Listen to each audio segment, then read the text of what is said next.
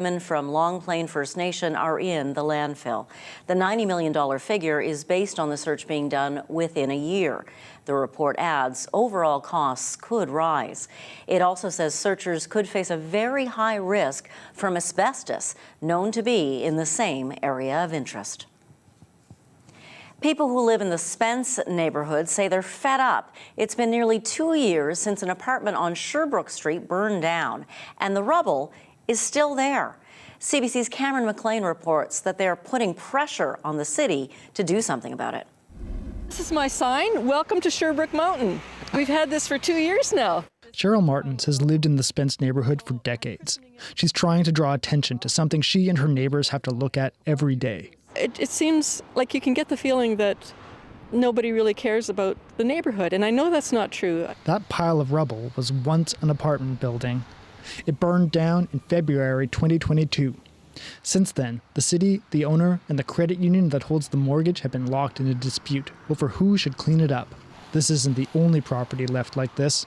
Martins has documented several others, including this one on Sargent Avenue that burned in September, and this house on Furby Street, burned in July. A city spokesperson says the city will be cleaning up at both houses, but it can't say when.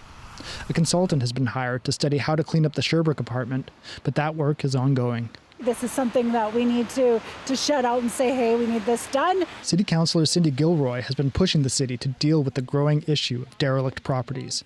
She hopes the city will find money to deal with the Sherbrooke property in its next budget. I know this is going to be a high cost to remove, but it has to be done. This is really has a devastating impact for this community, and we really need to get it all cleaned up. Gilroy brought forward a motion to have the city clean up demolished properties and bill the owner for it. But a report says the costs would be too high. The city has taken other measures, such as billing vacant property owners for fire responses and adding bylaw inspection officers. Still, people like Martin say the problem is getting worse. It seems like once one starts, then it seems like other people feel they don't have to clean their properties up either. So the problem is getting worse rather than better, I think. Prairie folk often get excited when they see a mountain, but people in this neighborhood are sick of looking at this pile of brick and metal and wood.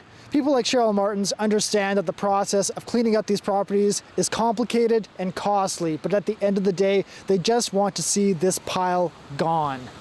Cameron McLean, CBC News, Winnipeg.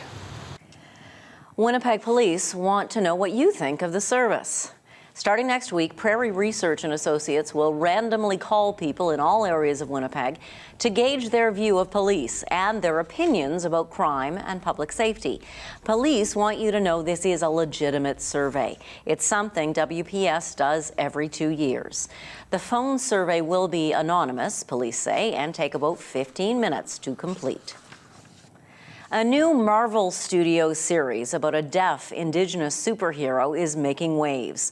The show is called Echo, and there's a Manitoba connection. Katarina Ziervogel is an Anishinaabe, Mohawk, and German actor from Saugeen First Nation.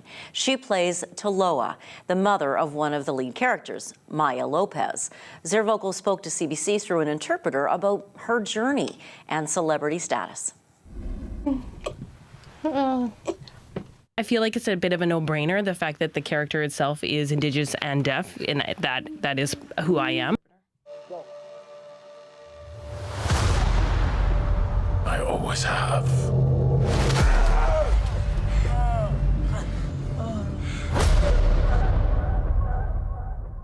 It means a ton to me. I mean, to have deaf representation, Indigenous representation, but also having those both communities and worlds within one series is an incredible opportunity. It hasn't happened, and I'm just amazed and proud to be a part of that. It was a heavy responsibility, right? Having deaf Indigenous representation, and I'm just incredibly proud to be involved with Alaqua Cox as well. So not having to carry all of that load by myself, right? There were multiple people, and we wanted to make sure that our representation was authentic to the community and to the Indigenous individuals that were involved in the show. the deaf writers, everybody who was a part of the production put into a solid effort into making sure that everything worked together. And there was a huge amount of teamwork, right? Because they wanted to ensure that the representation was authentic. I think Paramount was just hiring Indigenous actors and people behind the scenes, right? You had to have those voices there from lived experiences. And so having the communities, whether that be somebody who is deaf or Indigenous, that's not always the case. And so they provide authentic stories because they've lived those experiences. I think a huge part of it was just doing it, right? Tons of rehearsal time, tons of, working on the script, working on my lines every evening, watching videos. I had an ASL coach that we worked together with the videos, making sure that I was able to memorize the lines, to the best of my ability, making sure I understood the intention, making sure that I was using the signs they wanted to do and making sure that it fit with their process as well. I wanted to make sure that it was natural and make sure that it was fluid. So those I think were the pieces that really helped me to overcome the challenge.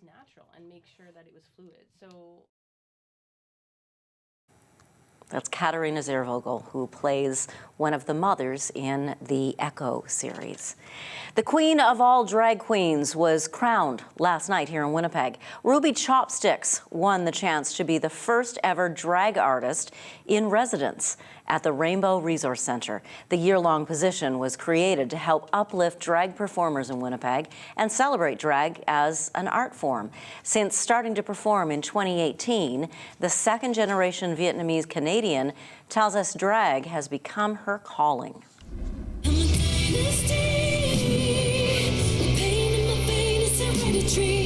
Last year was a very politically difficult time for our community. There were drag bans across America, there were protests across our own city around drag story times and drag inclusion in art spaces and schools.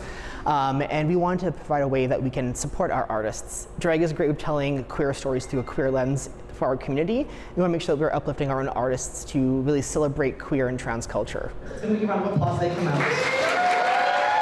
We had 10 applicants come through. Those 10 applicants then were reviewed by our selection committee, and we have the shortlist of 3 artists. Those 3 artists are going to do a performance tonight, and then we're going to crown the ultimate winner of the program and celebrate all 3 for their incredible artistic creations today. Ruby Chopsticks. So I'm Ruby Chopsticks. I'm a local drag queen in the city. It just means so much for me, my community, to just be a winner and be chosen for this out of a very white-centric community. The representation just matters so much because then it just shows that you could do anything and be anywhere. I could be a journalist. I could be a doctor if I wanted. I could be a drag queen. I could be a drag performer. I could dance. I could be a pop star. I could do anything. I don't have to be put in this mold that society puts you in. My name is Dirt. I am a drag king from Winnipeg, Manitoba. It was something where I could explore a lot of things that in music school I didn't have access to, pieces of music that I don't have the range for, or I'm not the right body type or the right skill level for. I could access through lip syncing or through kind of different interpretations. So it allowed me to explore a lot of things that I really liked about the current art form I was doing at the time, which was singing. And it allowed me to also express a lot of feelings about just gender and my body and stuff like that. So I'm Deb, full name Deb from Winnipeg. Identifying as a trans man, I felt that drag wasn't my place to be, and so I just admired it from afar. But as I grew up and met more people and ideas changed, I then was finding more of myself in doing drag and making that more of a possibility. The moment you think you know what drag is, it's absolutely not that. It's anything. It's kind of this infinite possibilities kind of medium. There's only so much you can push with some mediums, but drag is, you can do anything you want. There are no rules. Warming huts are back on the ice at the Forks. The popular outdoor shelters were placed along the Nestawaya River Trail today. As CBC's Jim Agapito shows us, 6 new contest-winning designs have joined some of the familiar favorites. From the very beginning, we put this annual competition on in order to bring art, joy, and vibrance to our community in what can be a really tough season. It's intentional that these huts are open and accessible for everyone to explore and to enjoy. These huts are designed by people, for people, and this is truly what it's all about. The name is called Circling Above Us. Can you tell us what that means? It's related to my family, and I think eagles have always been a big part of our lives, and they've shown up in times of change and joy, and that's kind of what we wanted to share with the people here, is to keep them warm and give them a piece of that joy. What is this thing called again?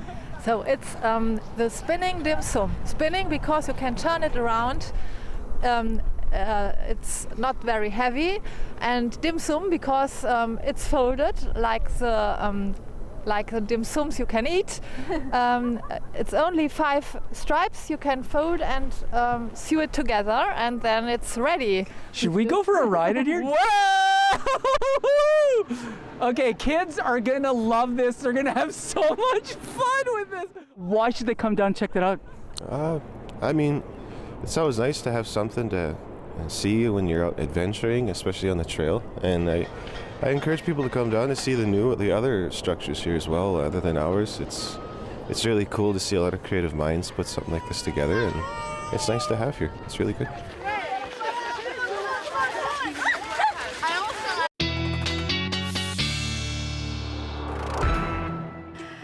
Our weather specialist Riley Lachuk joins us now. Boy, people are going to love those. That river trail is going to be packed this weekend. It will be. And did you notice through the late afternoon, Janet, that orange orb?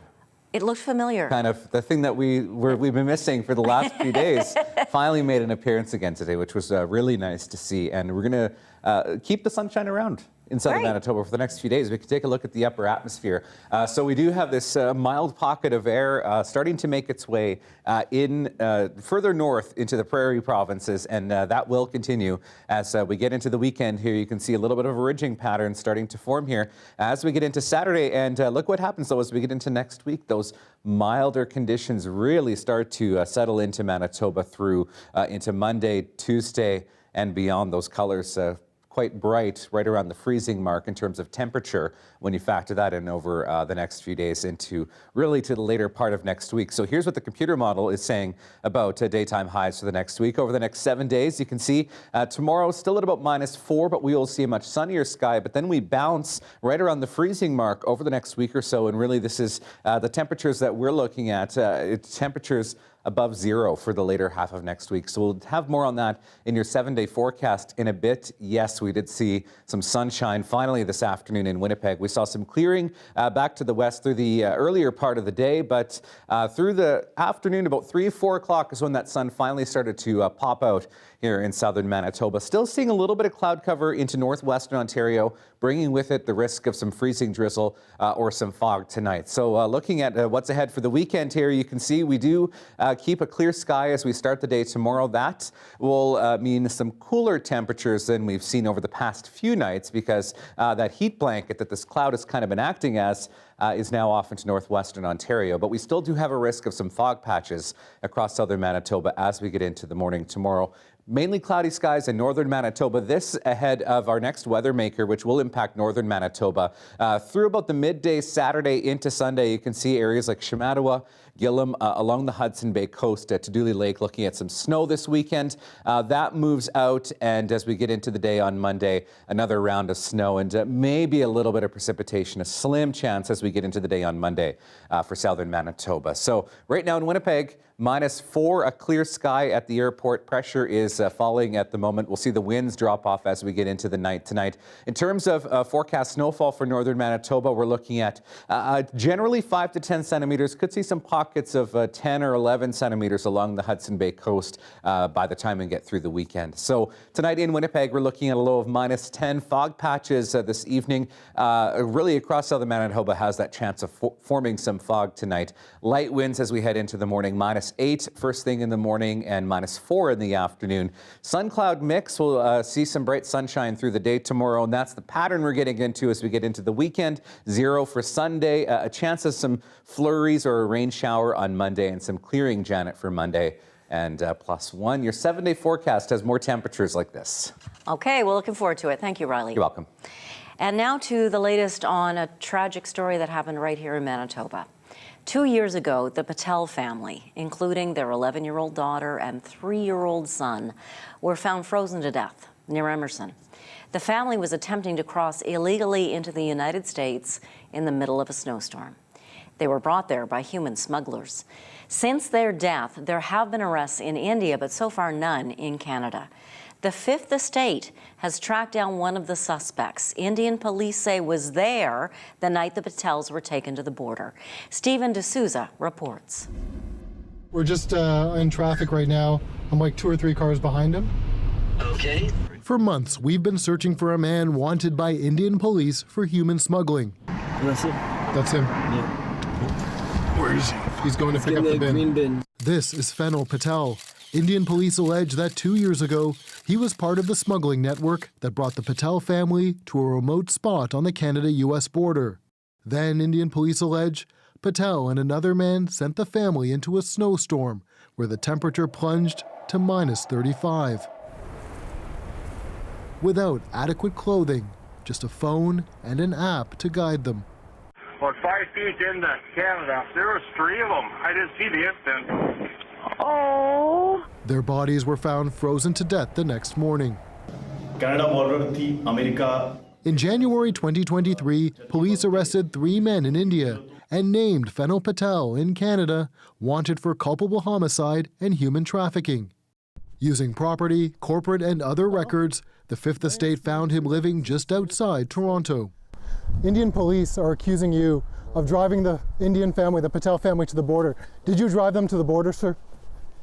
Did you leave them out there to die? Did you drive them to the cold and leave them behind, sir? So why is an accused human smuggler apparently living freely? The RCMP may not have the actual minimum that they need to actually go ahead and charge this individual. The Indian authorities may still be collecting information and don't have enough to actually put forward an extradition request. But this immigration lawyer says Indian police appear to have enough evidence for the RCMP to at least question or even arrest Fennel Patel. The RCMP doesn't need the assistance of the Indian government for a crime that was committed on Canadian soil. So why haven't they done it? That's the million-dollar question. What are they waiting for? We informed the RCMP about our findings. They said their work is progressing and that they're following all relevant avenues of investigation, but they wouldn't comment specifically on Fennel Patel. Stephen D'Souza, CBC News, Toronto. And Stephen D'Souza joins us now. Stephen, I understand Manitoba RCMP are still leading the investigation. What are they telling you? They're not telling us a whole lot. Right after we approached Fennel Patel, we contacted Manitoba RCMP to tell them about our findings, to tell them that we had found Fennel Patel, and they essentially told us that the investigation is progressing, that they're looking at all avenues of investigation, and that they do work well with their international partners, but they couldn't comment any further. So not really telling us very much and not even acknowledging that they're even aware of Fennel Patel. So, you know, the question of whether or not the RCMP should move in or whether or not the RCMP should be doing anything, we can't even tell you really what they're up to right now because they haven't really given us very much. The story of the Patel family is just such a heartbreaker, Stephen. What more have you learned about their journey through Manitoba? Well, as best as we can piece it together, we understand that at least a day, possibly 2 before they made the crossing, the family arrived in Manitoba in the Winnipeg area and stayed at a motel, and that's where they met another group of migrants that was going to make the crossing with them. And that group of migrants, some of them had actually been driven from British Columbia all the way across Canada to Manitoba, because our understanding is that the crossing possibly could have taken place in BC, but because of a crackdown by US Border Patrol in Washington State, we understand that at least Indian police allege that the smugglers felt it was better to make the crossing in Manitoba. And we know this because one of the migrants who survived the crossing gave a statement to Indian police, and in that statement he described some of the movements, and he described meeting the Patel family because he knew Jagdish Patel, the father, from their village, their village back in India. And so they actually called this migrant's father back in India to say, look, we're together, we're about to cross the border, and that happened perhaps the night or the day before the crossing. And that witness statement placing Fennel Patel as part of this network and at the scene, that's a key piece of evidence that our expert believes should be enough for the RCMP to at least bring Fennel Patel in for questioning. And he is facing charges in India, correct? Could he be extradited? Yeah, he's facing charges of culpable homicide, human trafficking. There's a lot of questions about whether India has made an extradition request. We know there was a report last year suggesting that, but we've contacted the Indian High Commission in Ottawa. They have not responded to us. The Department of Justice in Canada says that any extradition requests are confidential state-to-state communications, and we won't know about any extradition requests until they appear in the courts. And they did confirm to us that there are currently no extradition proceedings in the courts against Fennel Patel. And in the past, when there have been cases somewhat similar to this, those cases have taken years before we even heard about charges, and then the individuals facing the requests will fight them in court.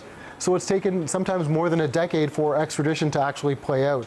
And so even if something does happen, and remember, these are still allegations, even if something does happen, it could take years, possibly more than a decade, for it to play out. Stephen D'Souza, thank you for your work on this. My pleasure. Thank you, Janet.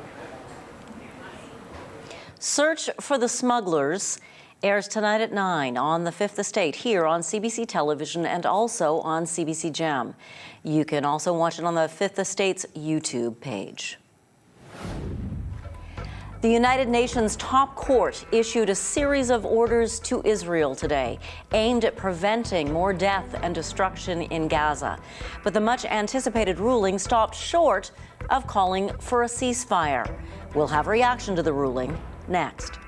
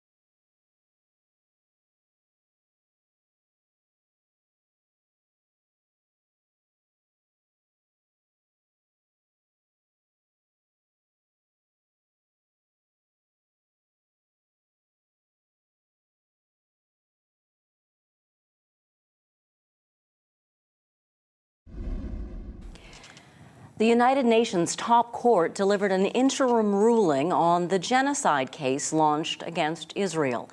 The series of orders focus on Israel's military operation in Gaza and the worsening humanitarian crisis. CBC's Chris Brown reports. In The Hague, Israel had wanted what it called the absurd genocide case dismissed, while South Africa's lawyers demanded the court effectively order a ceasefire in Gaza. The 15 judges did neither. They ruled that some of Israel's acts in Gaza could plausibly amount to genocide, but did not tell it to halt the war. Instead, the court said Israel must take actions to improve the humanitarian situation and to prevent acts of genocide. The court further considers that Israel must ensure with immediate effect that its military forces do not commit any of the aforementioned acts. Outside, Palestinian officials seem to interpret that as a win. This is a good day for humanity. This ruling is in favor of international system based on law and against exceptionalism and double standards. It should be a wake-up call for Israel and its enablers. In Gaza, though, where health officials say 26,000 are now dead and some 250 people are killed every day, there was disappointment. Immediately, there should have been a ceasefire, Ayad Saeed told a videographer working for CBC News, and then they can start investigating and see what's really happening here. Everyone is expecting that Israel won't follow through with this ruling, said Omar al-Saka. Since when has Israel followed through with any ruling from the UN? It's outrageous. Israeli officials lashed out over the fact the genocide accusation still hangs over the country. Today, the UN has become one of the weapons in the arsenal of modern-day Nazis against us. A statement from Israeli Prime Minister Benjamin Netanyahu didn't specify whether Israel intends to follow the court's orders. Israel's commitment to international law is unwavering. Equally unwavering is our sacred commitment to continue to defend our country and defend our people. On the political level, let's say it was a tie. On the moral level, we lost. Alon Liel is a former Israeli ambassador to South Africa.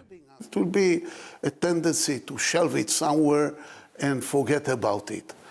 But they said, for instance, that they are waiting for a report in a month. Let's see if the court convenes in a month and checks the data on a month.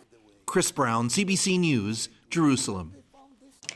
Canada's Foreign Affairs Minister Mélanie Joly says Canada supports the International Court of Justice, but not the premise of South Africa's case. As Rafi Boudjikanian reports, reaction from within Canada's government and around the country remains divided. Good to see you guys. For a long part of the day, the Prime Minister let his MPs do the talking on the International Court of Justice's ruling. And the Liberal caucus did not speak with a single voice on this. What's important is to recognize what the court's decision was today. Today, the court did not take a position on whether or not Israel is committing genocide. My position has been that Israel is not committing genocide, that it's baseless and it's insulting. I'm a bit disappointed that they didn't ask for an immediate ceasefire. Canada is a signatory to ICJ. As a signatory, I think it's incumbent on Canada to convince Israel to make sure that they follow what has been said. Since last October, demonstrations and vigils in Canada on opposite sides of the conflict have echoed the tensions in the Middle East. The reaction from community groups today also divided. Though the court did not call for a ceasefire, one Jewish group worries even this ruling could further stoke anti-Semitic sentiment in Canada. The Canadian government needs to be outspoken in the fact that it has no concerns that the Israeli government is committing genocide in its defensive action in the Gaza Strip. The Canadian government can and should do more to ensure the safety and security of the Jewish population in Canada. While a Muslim group welcomes the court, saying it will examine South Africa's case against Israel, but also believes Canada can take action in the interim. Canada right now needs to respect international law And that starts with making sure that there's no material aid from Canada that's participating in what is a massacre of the Palestinian people. And this includes military aid. So there needs to be a weapons embargo. That's not something Global Affairs has addressed, though in a statement on the ruling itself, it did reiterate on Friday it does believe in the International Court of Justice's critical role in peaceful dispute settlement, though that does not mean it believes in the merits of the case brought by South Africa. Rafi Wijikani on CBC News, Ottawa. Alleged poison seller Kenneth Law is now facing first-degree murder charges. CBC News has learned that all 14 of his second-degree murder charges have been upgraded. The Ontario man is accused of sending lethal substances to people who died by suicide. Police allege Law sold a potentially lethal substance online to clients at risk of self-harm. He's believed to have sent more than 1,200 packages to people in more than 40 countries. Law also faces 14 other charges of counseling or aiding suicide. His lawyer says his client will be pleading not guilty to the upgraded charges.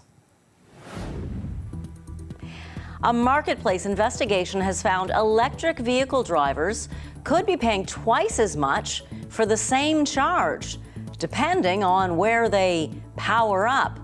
We'll have more on the story next.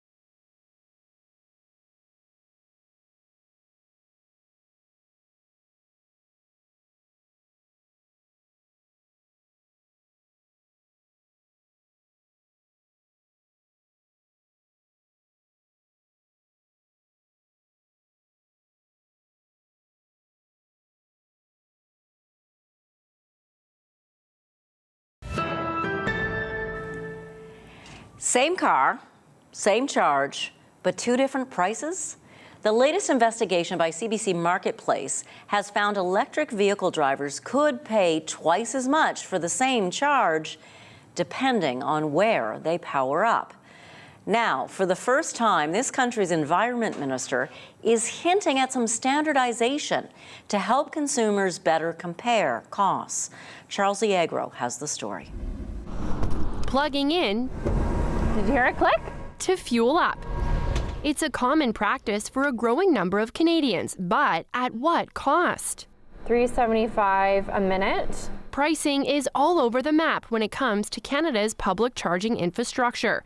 Some bill by the minute, others the hour. And the energy output of each machine can differ too. With gasoline, we have very transparent pricing because it's a large number that you can see as you're driving by. And so ideally, you would have something like that. Marketplace found consumers can be paying twice as much for the same charge after a kilowatt-hour comparison at fast chargers revealed prices ranging from 25 cents to 50 cents per kilowatt-hour. But the fact that different systems are being used across the country does make it more difficult for consumers to be able to compare. I think it is possible. We will end up agreeing that we should all use the same system across the country. Kilowatt-hour pricing is the charging equivalent of by the liter for gas-powered cars. But less than 25% of Canada's public chargers currently bill that way. After bringing that to the attention of the Environment Minister, it may change. Can we impose this on provinces and territories? I don't think so, but we can work with them to try and ensure that we have the most efficient system in terms of tarification across the country. When we asked the providers about the range in prices we found, ChargePoint told us independent owners set their prices. Flow says it's often the same for their stations too. Petro-Canada says they provide competitive pricing. Ivy adds they're one of the first to adopt kilowatt-hour pricing. Most EV owners are still charging up at home, where prices are often less. But demand for public charging is expected to rise as more EVs hit the road. Charles Iagro, CBC News, Toronto. To see the full investigation, watch CBC Marketplace tonight, starting at 8, right here on CBC Television. It's also on CBC Gem.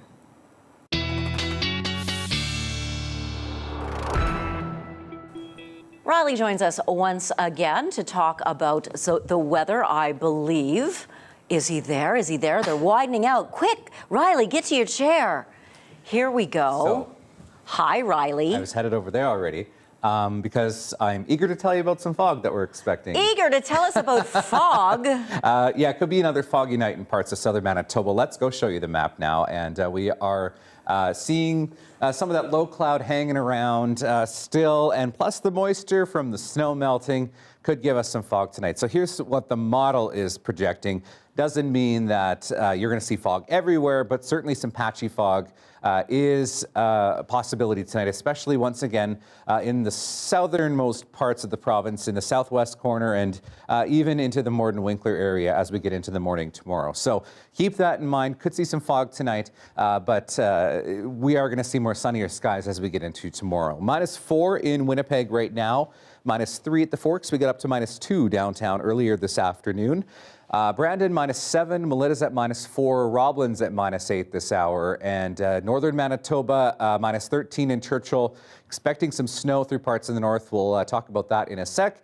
And -6 tonight at the moment in both Flin Flon and the Pas. So looking at your forecast for tonight for northwestern Ontario, still a risk of some freezing drizzle through most of the region. A very slim risk through tonight. Otherwise, slim chance of flurries. -6 in Red Lake, -6 in Kenora tonight as well. Into the Winnipeg region, fog patches possible, -10s for both Winnipeg and Emerson, -9 in Arborg and Gimli, and a slim chance of flurries, -7 in Barons River, -11s in the western part of the province for Melitta and Brandon, with again some fog patches possible tonight, and we're expecting some snow in some parts of the north, mainly cloudy skies through the Pas and Flin Flon, and a chance of light snow through Thompson and Gillam, with periods of light snow into Shamattawa tomorrow. That continues into tomorrow. minus 11 degrees. We start to see that light snow starting in Churchill, a high of minus 20 tomorrow. Otherwise, we're looking at temperatures right around the freezing mark with some sun in Flin Flon, the Pas, Lynn Lake, and Norway House. Same for southern Manitoba, temperatures around the freezing mark, minus 1s in Melita in Swan River, minus 3 in Brandon under a sun-cloud mix. Sun-cloud mix for southeastern Manitoba as well. Emerson at minus 3 tomorrow, as is Gimli and the Arborg region, and about the freezing mark. A little bit of cloud hanging around in the morning through the southeastern part of Manitoba into northwestern Ontario. Minus 3 in Kenora tomorrow, minus 2 in Red Lake and Dryden, and minus 1 in Fort Francis. Your 7-day forecast, Janet, is coming up. Thank you very much, Riley. You're welcome. The 2024 Paris Summer Olympics, 6 months away.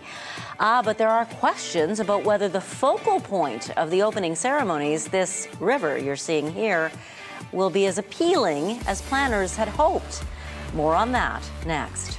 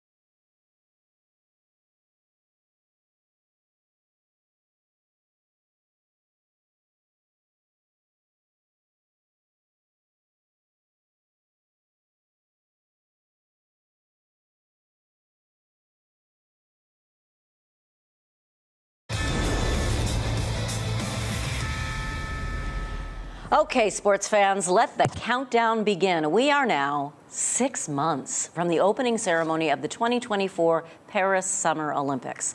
The Games are being billed as the People's Olympics, but that could turn out not to be so. Ticket prices are through the roof. The government's financial commitments being questioned, and there are questions about the cleanup of the River Seine, slated to be the focal point of these Olympics. CBC's Sasha Petrusek has a look ahead to Paris 2024.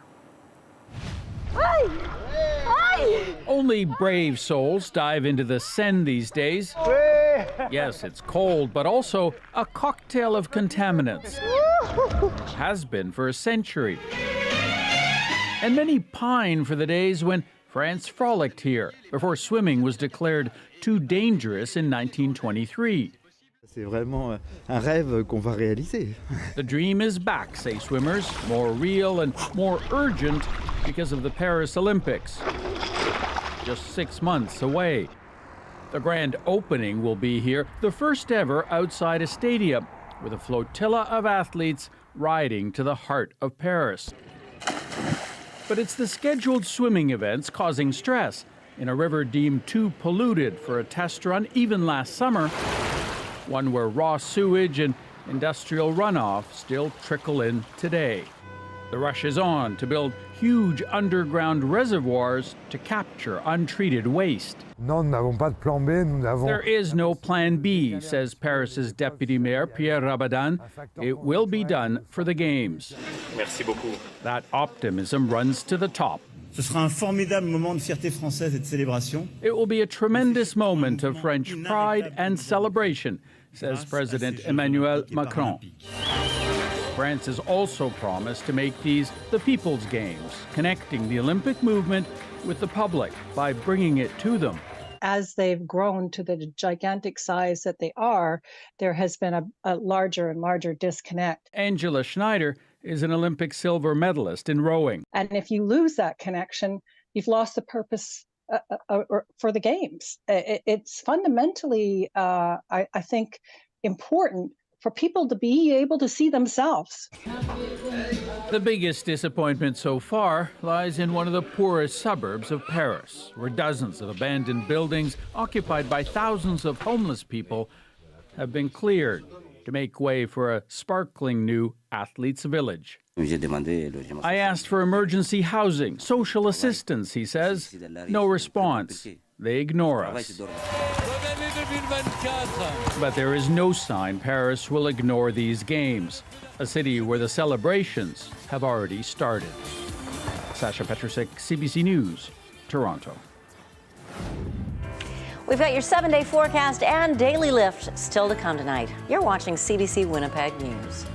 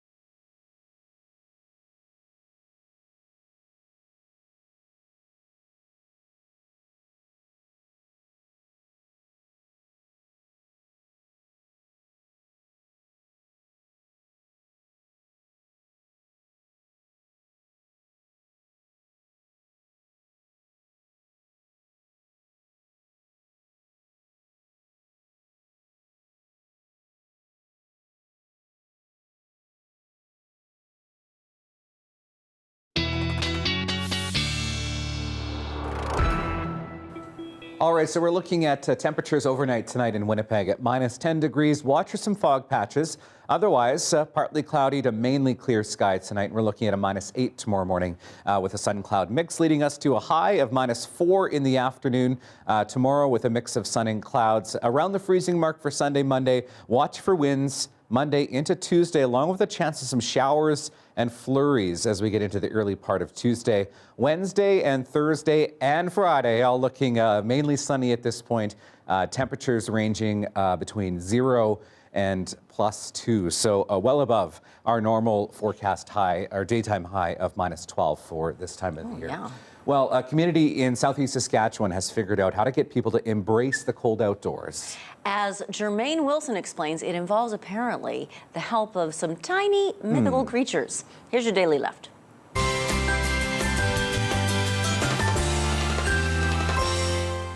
Rolling with the Gnomies begins here at the Credit Union Spark Center in Weyburn. And if you know me, I got to go and see what's going on. Good to meet you. Hi, I'm Regan. Find a gnome, re-hide your gnome, take a picture of your gnome in its new hiding place, and then post the picture and a clue to its new location on our Facebook page. Last year we hid them at the library, we hid them at the pool, we hid them at city institutions. We also hid them at the Humane Society. We pick a spot where they start, and then they journey all over our community for weeks, if not months. Chair of the Weyburn Arts Council, Tasha Hill, sees Rolling with the Gnomies as a great way to beat the winter blues. Even if you're just going out in your vehicle to find the gnome, you get out of the car, you breathe a little bit of air and hide it. It lifts your mood, and it just has a really great sense of community spirit. Do you think this one here? This is actually only our second year, and it was so well received last year that we couldn't not do it again. This is Winston. He lives in his mom's basement, and we're not shading him because his mom's basement is really, really awesome. He's a musician, and he joined the Gnome Exchange program to learn more about human music. And this year, his brother, Willis, joined him and brought his guitar. Winston and his little gnome friends will hit the streets of Weyburn this February. If you'd like to know more, Rolling with the Gnomies has a Facebook page. Jermaine Wilson, CBC News, Weyburn. We need to start that here. Yes. I think they're adorable. Not just a good winter activity to get you outside, especially in these warmer temperatures, but also a really good scavenger hunt idea in the summertime. Why not? Kids would love it. Oh, I know. Those painted rocks are really popular. Those and are very popular. Facebook group for that too. So, Rolling with the Gnomies. Anything to get you outside in this weather. Why not? Thank you for being with us. Have a great, safe weekend. We'll see you on Monday. See you at 11.